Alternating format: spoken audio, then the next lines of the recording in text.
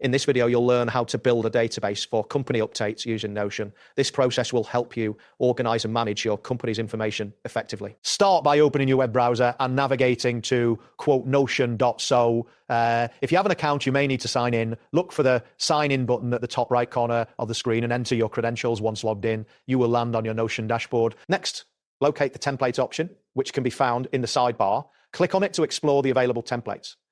This section provides various templates that can be customized to suit your needs. After that, find the search bar, which is typically at the top of the page. Click on the search bar and type in company updates. This action will help you filter the templates to find the one that best fits your requirements. Once you see the search results, browse through the options and select a company update template that appeals to you. This template will serve as the foundation for your database. Next, click on the Add button associated with a selected template.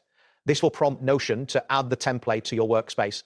Be aware that larger templates may take a moment to load, depending on your internet speed. After adding the template, you will see an option to add to private. Select this to ensure that the database is accessible only to you or your specified team members.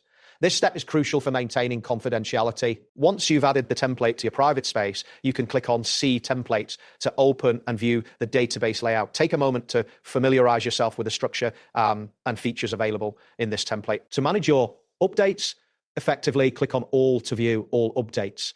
This section will display every entry you or your team have made. If you want to check specific categories, you can also click on Others to see additional updates. If you need to review the most recent entries, simply click on Recent.